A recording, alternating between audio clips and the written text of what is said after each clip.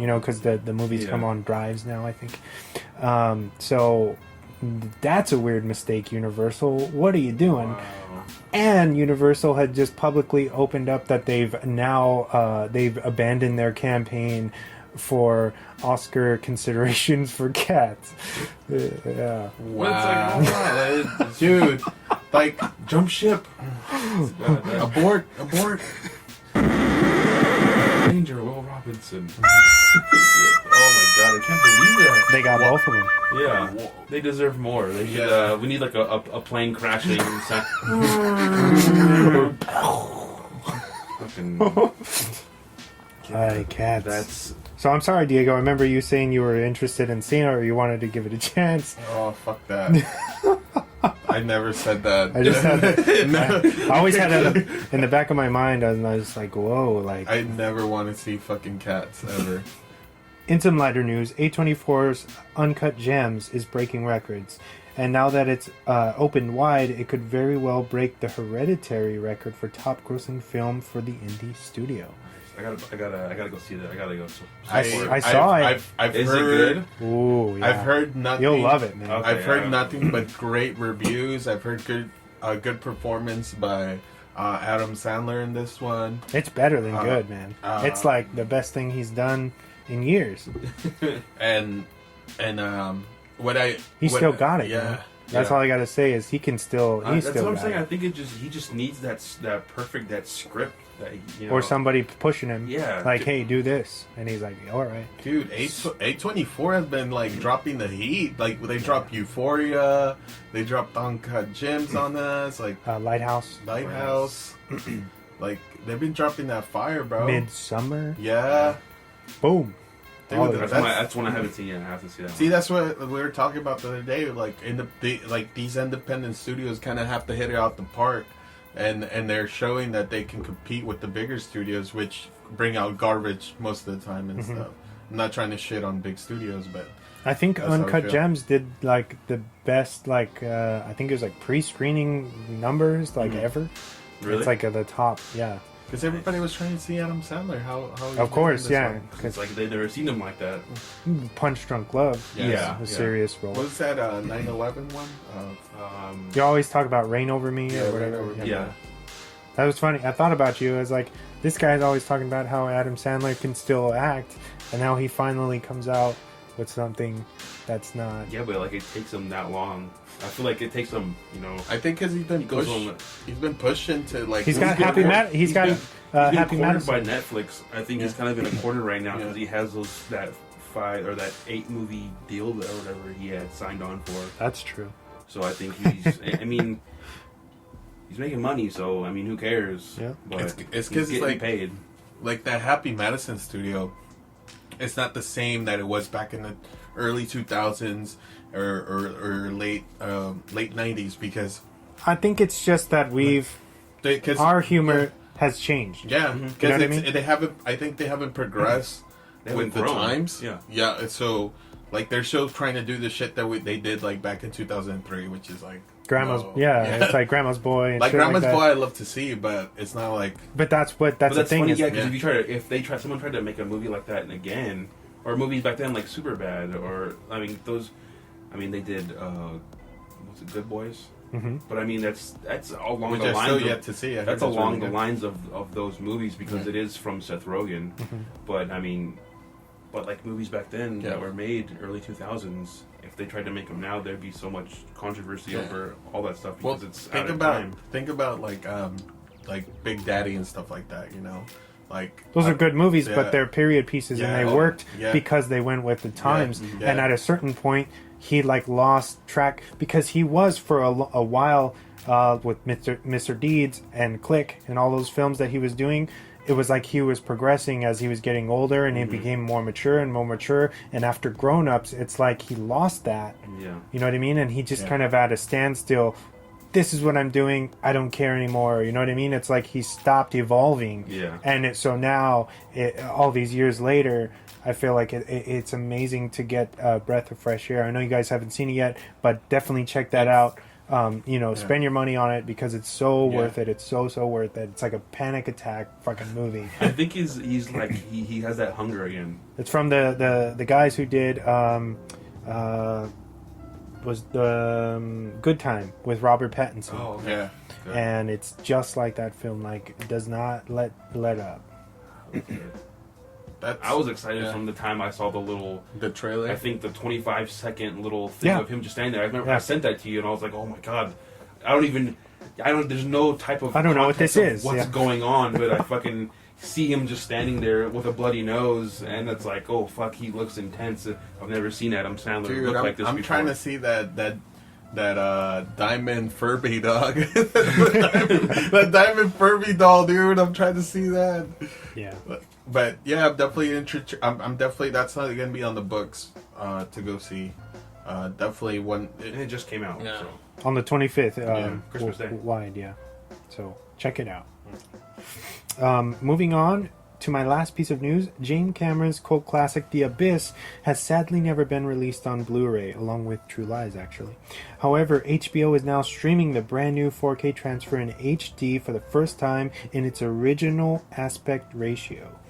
It's I think it's pretty clear that they're getting ready to probably roll it out on Blu-ray, and so now everybody's getting a little preview on HBO. So if you have HBO Go or HBO Now, or if you have the channel, look out to watch that, because it's an incredible sci-fi film. Oh, that's The Abyss. Okay. Yeah. I was looking at my phone. I fucking love The Abyss. Yeah. Oh my god, that movie's awesome.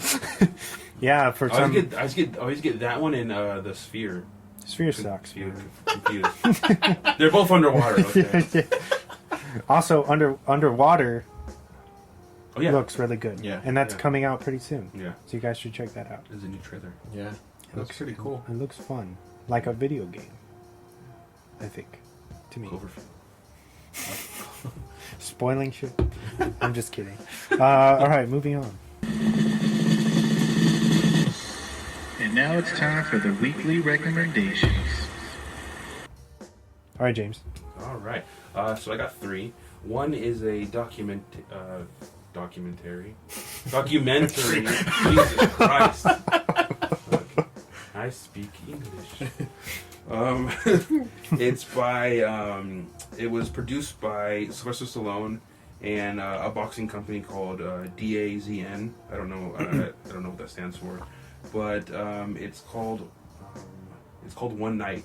Joshua versus Ruiz, Andy Ruiz, who is actually, he was the first heavyweight, full-blooded Mexican to hold the heavyweight title for a few months, because they just had their rematch, which Joshua ended up winning. Yeah.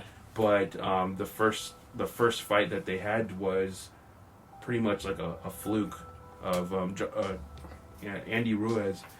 Basically, got the fight. He got the fight on kind of him just asking for.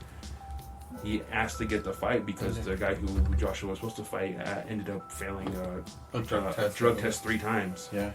For steroids, and it was just it's a 30-minute documentary. I think it's like 35 minutes. It's actually free on YouTube. Oh.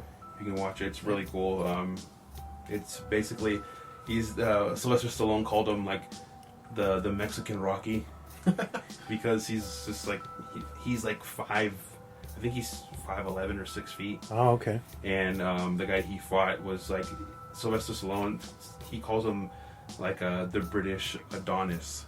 Yeah. Which he's like this like perfect athlete basically. And the guy was supposed to destroy Andy Ruiz, but he ends up beating him. Spoiler, but it's kind of.